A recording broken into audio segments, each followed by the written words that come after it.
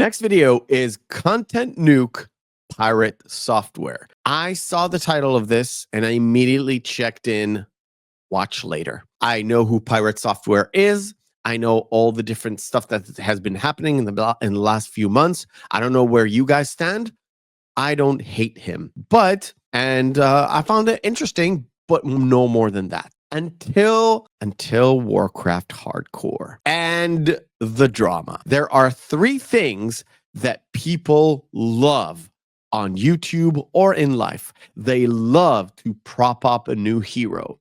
They love to tear down hero, and they love a redemption story. Wow, what a video. I just want to start by saying this video gets into some pretty heavy topics, including doxing, sexual assault allegations, grooming minors, and much worse. So fair warning. What? Okay, fair warning.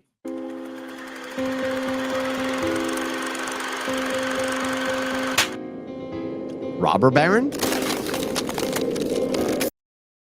The Blizzard arc. As I began my deep dive into pirate software, there are things that I uncovered that I couldn't have even imagined I would be making a video about. Things that taught me more about him than I ever needed to know. I'm going to go over his credentials a little bit, but if you want to skip to the juicy stuff, you can click on this timestamp here. But I do want to establish a fact pattern to We'll watch the entire thing. Let's go. reinforce some of the later, more serious allegations. So in case you didn't know... Yeah, I don't know if you guys know this, but I worked at Blizzard Entertainment. It's a cold world out there, folks, and it's only getting colder. So I feel like it's pretty common knowledge Cool editing, bro. at this point that he was just like a nepotism hire. I mean, his dad was one of the first 10 employees at Blizzard Entertainment. He worked as a defensive security specialist. However, I want to point out there's no evidence he did any coding or game developing. So citing his time at He didn't do any coding or developing. He worked in the QA. He wasn't. His dad got him in the first as an intern.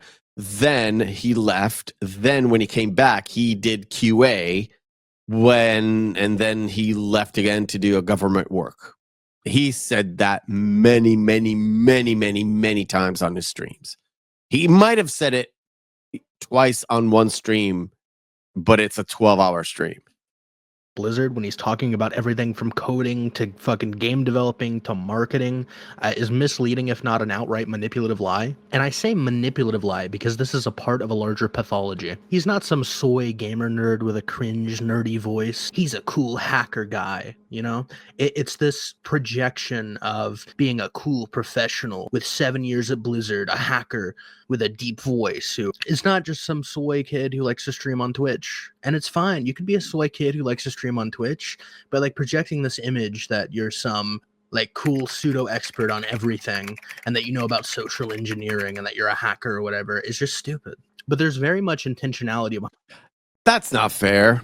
That's not fair. If you don't know anything about hacking or social engineering, then you're probably going to dismiss it. And about the voice, I'll wait on that one because I think it's coming next. behind it. There's a reason that he acts this way, and it's to get away from his past. There's a certain image he likes to project to get credibility, and through that credibility, he wants to gain followers, and he wants to use those followers as a weapon. This pattern dates all the way back to 2007. He's intentionally curated this character to get away from this, and that, and much. Don't tell me he's a furry. Don't tell me he's a furry. Much more. So to talk a little bit more about him playing this character and a little bit more of him feeding into it, we have these DEF CON badges, right? Oh, nice. I like this editing. He put him in the corner and does whatever Thor does, where he sketches out on the notepad or paint. And these were given to everyone on teams. So it doesn't actually go to any individual person. So Thor claims, I got these badges. It went to me. But in reality, it went to these teams, right? So you have a bunch of teams of people here. Now, he just happened to be a part of a couple of these teams. So one team consisted of 12 people, and one consisted of 21 people.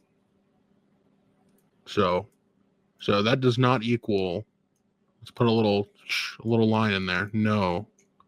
Circle around that. That's a little line. We'll put a line through that.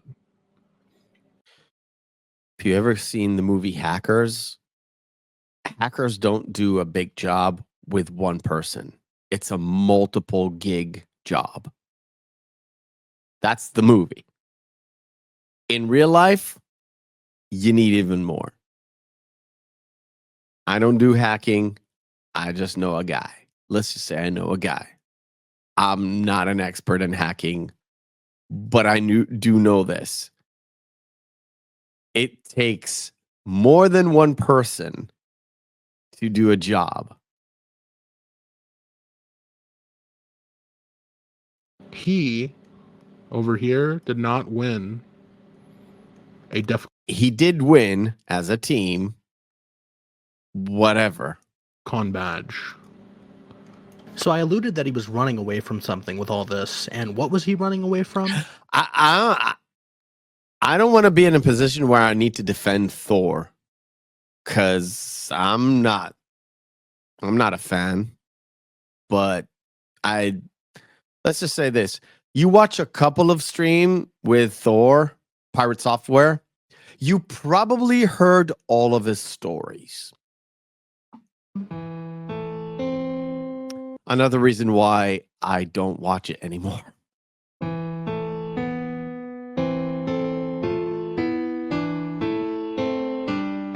Despite the jokey nature of that intro, and I do like to keep it a little lighthearted, we're going to be going into some pretty serious topics here. Pirate Software used to go by the alias Moldavius Fig Tree. This is his earliest confirmed online presence. He's got a pattern of striking down anyone who uses this name, so if you see that my channel is gone, that's why. Feel free to subscribe to my other channel. It'll be in the description, youtube.com/@lackingxl. Didn't he say he was using that name on EVE Online?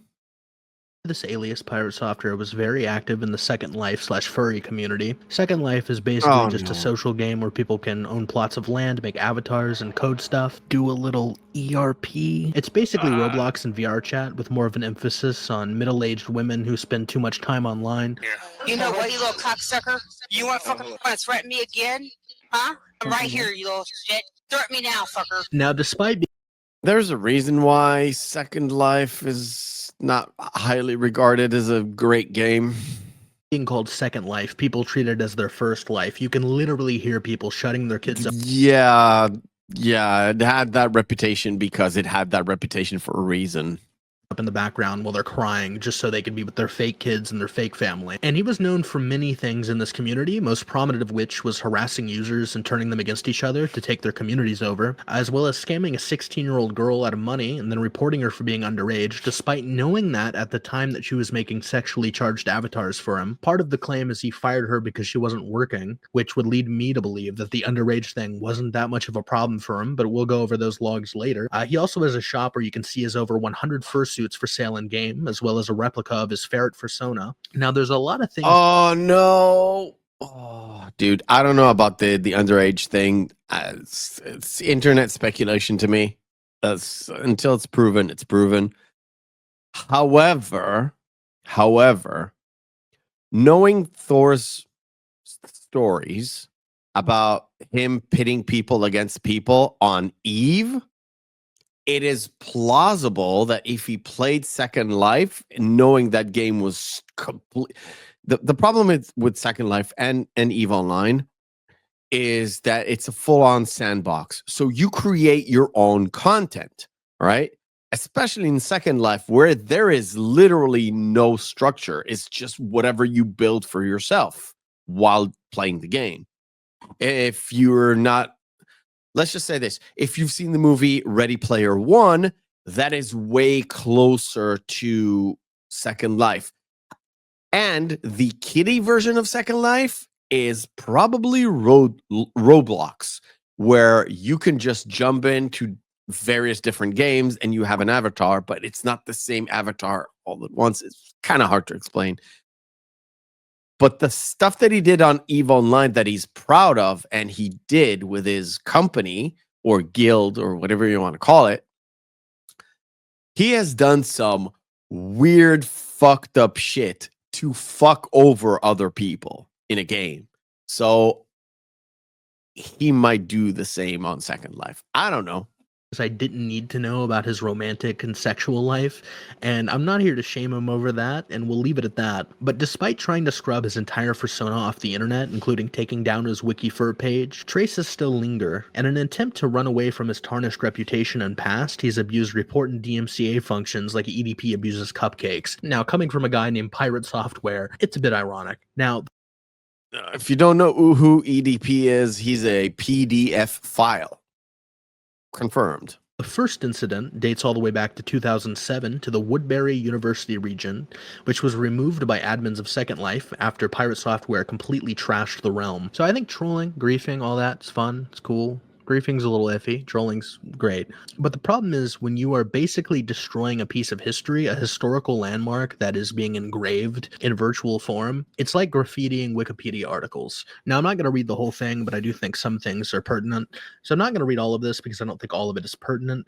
But the gist of it is that basically, he took over the Woodbury University with his group and used it to plan raids and grief the entire thing. Now, it was so bad that Linden Labs had to completely delete the realm. Here, the real-life Woodbury University has been barred from having any official representation in Second Life since July of 2007, when the original Woodbury University region was first trashed by Intliber, Brodigan employee, Maldavius Fig Tree, and then completely destroyed. No. Hey, I'm not sure he is or isn't Moldavius Fig Tree, but I've heard him use the name Moldavius on EVE Online. Destroyed less than a week later by Linden Lab itself. Linden Lab deleted the region and most of its users due to its use of a headquarters for planning and executing grid raids by now inactive griefing groups known as Patriotic Nigris. So yeah, I'd say pretty shitty. The first thing that That's a very unfortunate name. you do as a notable member of the community is trash essentially what is historical preservation. And you want to know the reason he did it? He did it because he was kicked off the project. But it doesn't stop there. And I'll just go ahead and read this. I'll read this at the start. Moldavius Fig Tree, notorious for having destroyed builds in the Woodbury University sim last summer. It is in the news again after this week after a controversial firing avatar designer of wingless emote. Oh, this is Moldavius Fig Tree, Oh notorious my for God. having destroyed builds in the Woodbury University sim last summer, is in the news again this week after controversial firing of avatar designer Wingless Emoto. According to reliable sources, Fig Tree held a suspiciously timed staff meeting last Friday morning, a meeting timed for when Wingless Emoto would be asleep and therefore unable to attend. During this meeting, it was determined that the talented avatar creator Emoto was earning too much and should therefore be removed from staff. The terms of service for Fig Tree's company, Dark Sphere Creations, were then conveniently changed and Miss Emoto was removed from her position, all before she awoke to the news. So Mr. I pay for my mods, I give them healthcare, a little bit suspicious there. She was also accused of sitting on her ass, despite the fact that she was unable to work for a short period of time due to technical malfunctions. Her remaining avatars and creations continued to sell well throughout this period, generating significant real-life money for the company.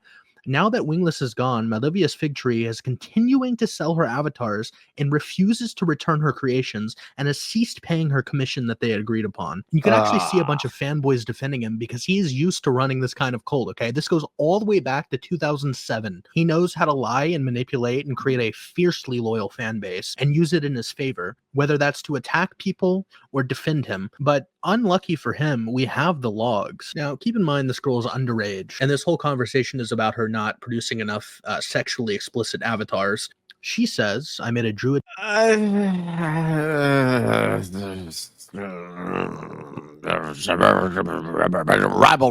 Rabble. named Penis Cock.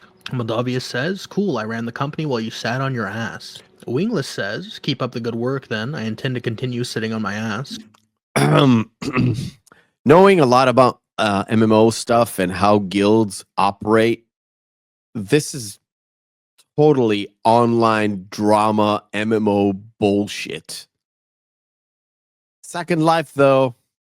So, I'm far too cheap to buy a new tablet right now, so that would be referring to the technical issues she was having.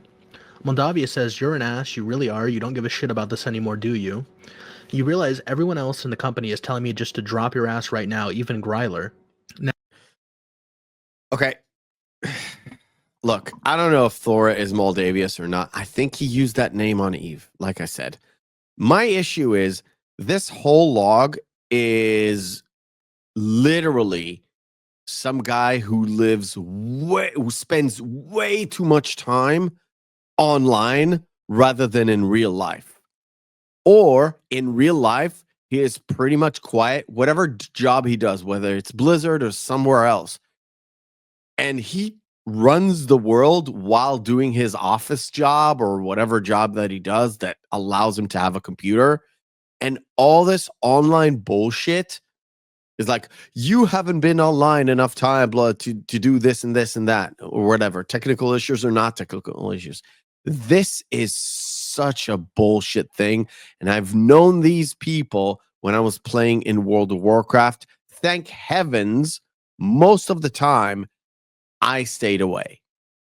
Now, the veracity of these claims is suspect at best, given his track record at lying. But Wingless says, "Did I really in the first place? Money is nice and all, but mostly I build because I like doing it." So keep in mind, this is the conversation for why he fired her. She was having problems with a tablet, and she couldn't afford to replace it. You know, with all the money he was making, he probably could have bought it for her, especially considering she was underage at the time, so this was likely her only source of income. While Mr. Pirate Software was raking in most of the money as a 21-year-old making snide comments about how she's not working enough when she's having technical issues, which I'd say she's handling very maturely, by the way, for the most part, considering her age. But Wait a minute. Isn't Thor like 34 today? How's he 21 in 2007? My math is off or what or something? We're 2025 currently this recording.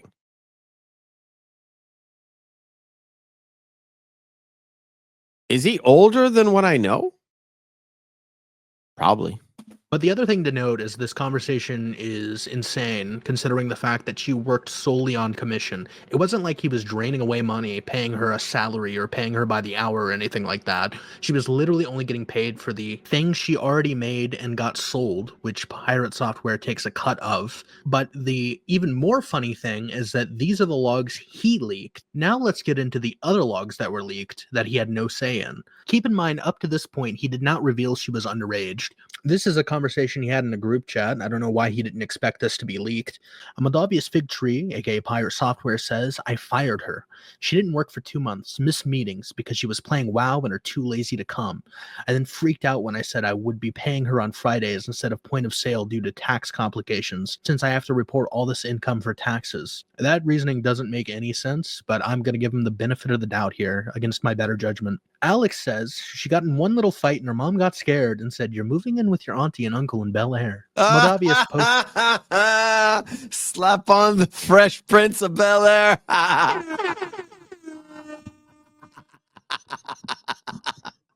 those logs, like a small snippet of that conversation, which is completely out of context, as you can see by the logs we read with her reasoning given. Then Moldavius says, "Things like this is why she's gone."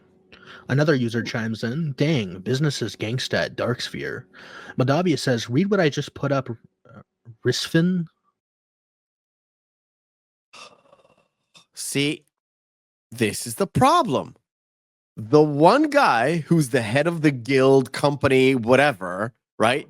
Regardless if they're using real money or not real money, I don't know how Second Life works. I'm guessing it's real money because if he pays taxes on them, I'm guessing it's real money. I've never played Second Life. But the one guy is so obsessed with making this game into a real thing, and everybody else, even though they're attending meetings and deciding and voting on stuff and all that stuff, they treat this as a game, that guy treats it as real life. Regardless if this is pirate software or not, this Moldavia's fig tree is insane. And by the way, these guys don't just end their life or whatever. They give up on something because nobody treats it so seriously like I do. And then they leech off some other game, mostly sandbox stuff, but yeah. And by the way, just as an aside, he's been playing EVE Online in 2007 too. So he's got WoW, he's got EVE, and he's got Second Life. Dude, how do you have the time? Damn. If it's him. I don't know the fuck he's talking about, all right? She's also underage, so I've reported her. I know this because I met her IRL. She lives 2 hours from me. No! So that's what happened. No. What happened is they probably called or had a meeting. She didn't tell him how old she is. He thought she's old enough. They've met. Kind of like, wait a minute, how old are you? I'm like 14 or 16. And he's like, nope. And he left. So let's put that in perspective. Let's just say that. And then he comes in and into Second Life. She already crossed him. He's already annoyed with her. And he just found the loophole. So let's just put this into perspective. He runs a business called Darksphere where he's making sexually charged avatars, or rather, he is getting other people to make the avatars for him, and then he's selling it on their behalf, taking a cut of it, and then arguing with them when they're not working enough. And in this business, he employed someone he knew was underage, withheld money from her after she was fired, yet he still continued to sell her avatars, and then apparently at some point he met her in real life. Now, the graffiti thing, he's young, he was, 21 at the time, okay, fuck it, I would be able to look past that if he'd shown any signs of changing his behavior, but it seems like he's doing the exact same things he was back then today, but this is just weird. I don't know what else to say about that. I mean, obviously, you shouldn't have a minor making sexually explicit avatars for you. You shouldn't be scamming them. But the meeting her in real life really just doesn't sit right with me. Dude, really, really, really. He might not ask her beforehand her age, got to the meeting point, got scared, left, and concocted this whole thing to get out of it, or waited for an opportunity to get the fuck out of Dodge. I don't know. I don't know. She could be 17 and 9 months too. Sexually explicit. I get it. You're not supposed to.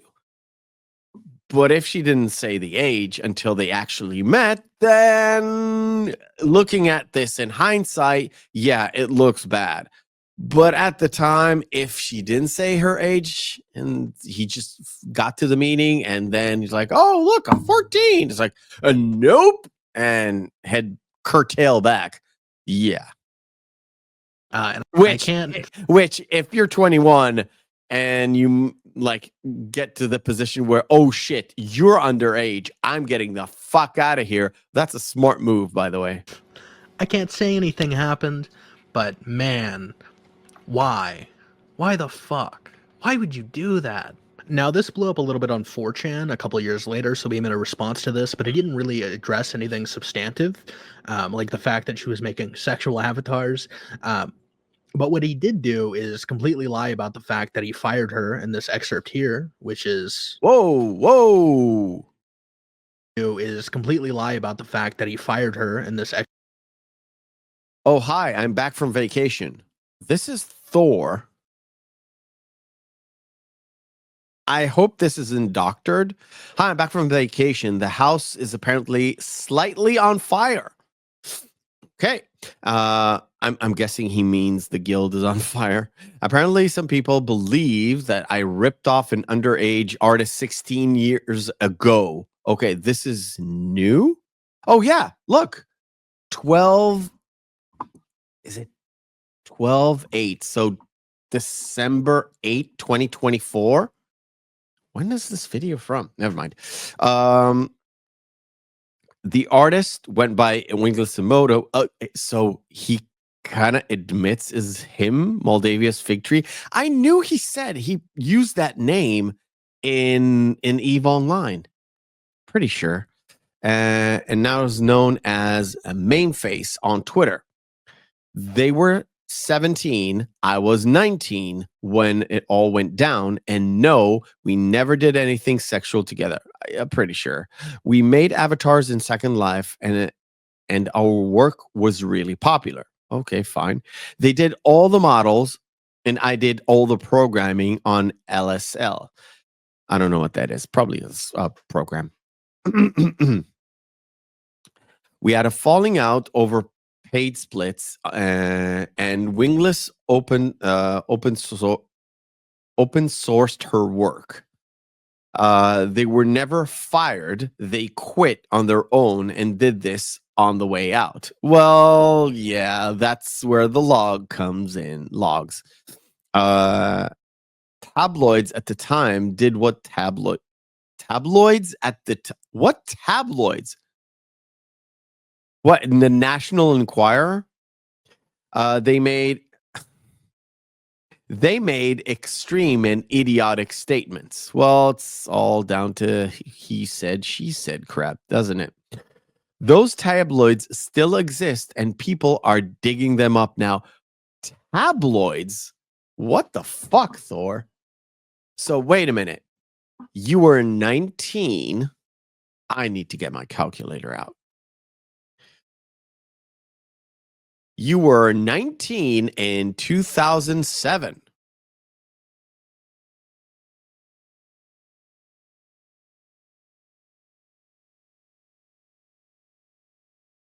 So you're 37 now. Well, I thought you were 34, 35. I was off by a couple of years, but okay, I guess. Excerpt here, which is just blatantly false given the other logs we have. Not to mention the fact that he says he reported her afterwards, despite knowing she was underage before, and only seemingly reported her out of the fact that he was mad that she didn't work enough, which is just bottom of the barrel scumbag behavior. Either it's okay for her to be there, or it's not okay for her to be there because she's underage, in which case, why are you using her as a worker knowing she's underage and only reporting her after the fact? And then he tries to pretend that she was 17 instead of 16 and that he was 19 instead of 21, even though we know that's not true. And then he said, we made up, which doesn't mean anything. I would never look to a victim to see if... By the way, in terms of the ages, I tend to think that Thor is correct, because otherwise it would make him 39 now. I think a bit too... Never mind. I'm not. He could be like 45 and I wouldn't even know. The problem is, dude, she is 17, is still underage. And he could be misremembering too. Plus, he might not be telling the truth, what the person did to them is okay. There are plenty of women who, even on the extreme ends, have been sexually assaulted who would say, oh no, it's okay, it's fine, we made up. That doesn't make what he did okay. And also, by the way, I don't think I believe him when he said no sexual thing happened, because she didn't say sexual things were happening. She just felt like, why are you firing me? From the logs. That's what I know. But yeah, of course, she might have PTSD, blah, blah, blah, blah, blah. Yeah, of course. But I don't think nobody accuses him of that. Just want to point out... I just want to be fair, because it's not fair to just slander these allegations. Where's the money, Thor? Okay, you're making big streaming bucks now. Where's the money? I want hashtag where's the money trending on Twitter, okay? Where's the money, Thor? Speaking of his pattern of scamming people, let's get into...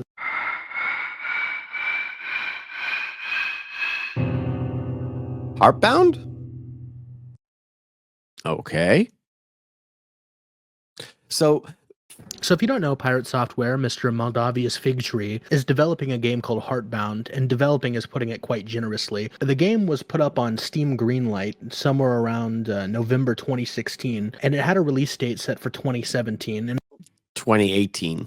if you don't know, Steam Greenlight was basically a system that was implemented for a sort of quality control, community quality control for Valve on the Steam Marketplace. So basically, a certain amount of community members had to greenlight the project for it to go up on Steam. It reached that goal in December of 2016. And then on February 2017, Pirate Software decided to do a Kickstarter fundraiser for Heartbound with a release date set for December of 2017. Speaking of more deceptive practices from Pirate Software, they put the funding goal at $5,000 because he knew the money would be raised in 24 hours and a bunch of news sites would pick it up. So the fundraiser ended on March 26th of 2017. And if you pledged $10 or more, you got a digital download of the game, which again was set for December 2017. On November 1st, 2017, it got pushed back. On February 6th of 2018, the wording was changed from "we are hoping to fully finish and release Heartbound by early to mid 2018" to "we are hoping to fully finish and release Heartbound in 2018. Then on October 25th, the wording again changed to "Heartbound is launching into early access on Steam in 2018.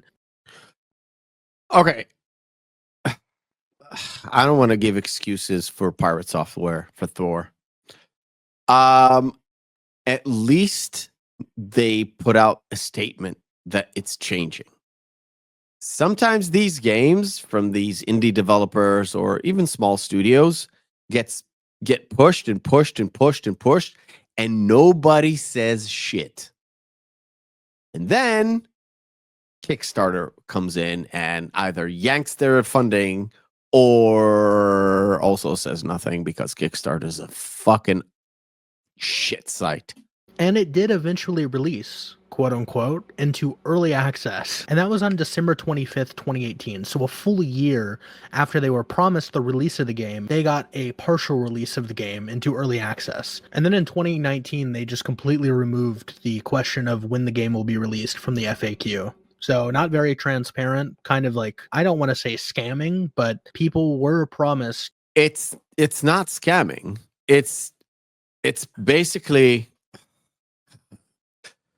you know how some games are in early access for like 10 years? It's not because they're not finished. It's because they're finished, but there's bugs all over the place. And bugs and bugs and bugs. Plus, the developer or developers want to add in several features that take time to code, to articulate, pixelate, all that stuff. Add in music, add in sounds, add in all that stuff. It takes time, especially if you're running a small team or a single team. I think he's running a small team rather than just him, I think. But the thing is, he, I don't want to give excuses for the guy. I don't. I don't. There are plenty of games who stay in early access and never get finished. I thought it was already finished. So if it's early access, then that does not look good, dude. A full game in December of 2017, and it's now in 2019, and they just removed that from the FAQ of when it was going to release. But again, hashtag where's the money? Because he raised, at least from this screenshot that I found, and it might have even gone up to more, he raised almost $20,000. Yeah, but if the $10 amount had 131 backers, according to the picture that you put in, or whatever the screenshot you took had 131 backers and said a digital download for free. So they got a digital download for free. It is early access. If I want the game, I have to pay for it, right?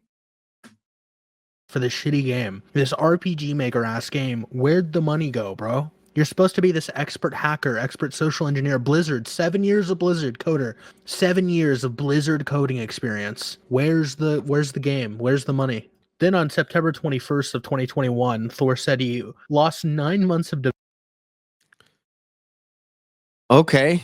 It's not good, but it's reasonable. Why on Twitter, though?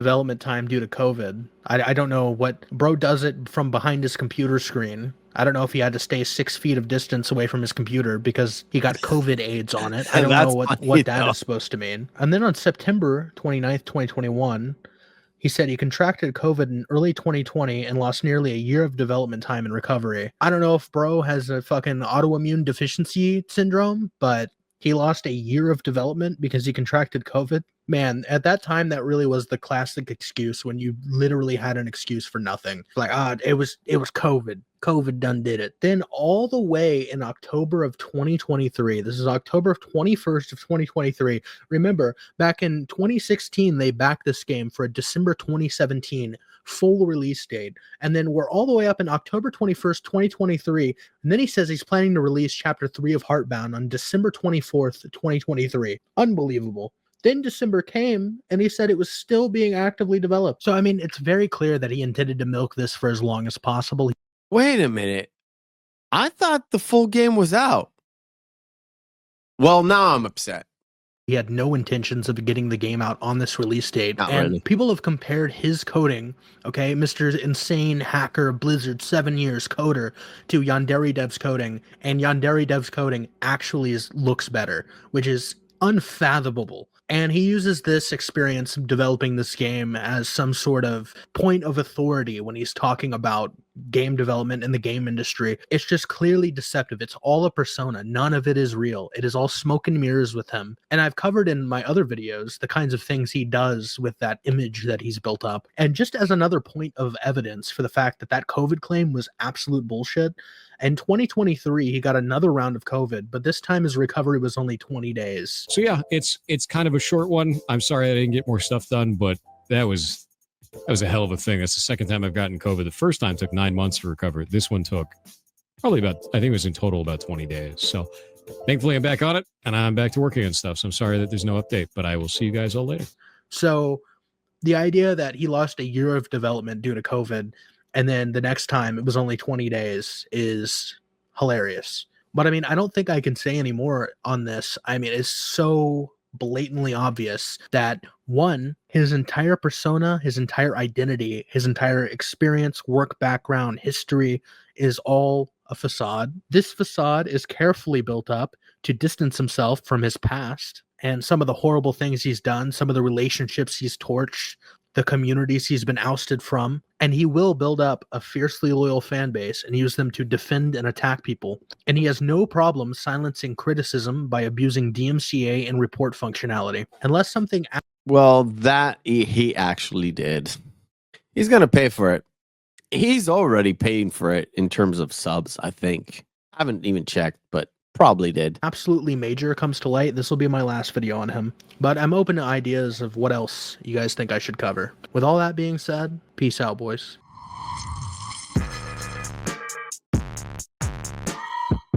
All right, cool. I've said enough in the reaction itself. The thing is this, I don't want to defend Thor because I don't know him and I don't know him anything. The thing that I don't like to dogpile and I don't want to put too much on one person. When stuff happens and you get elevated to a certain position, of course, people come out of the woodwork to find anything to tear you down because you're here and they're here. If you're tearing down a person, don't do too many assumptions and don't be unfair. Scrolling through the trash, can't believe my eyes. Worthless vids, man, no surprise. Stupid thumbnails, faces all deranged. Looking for gold, all I find is strange.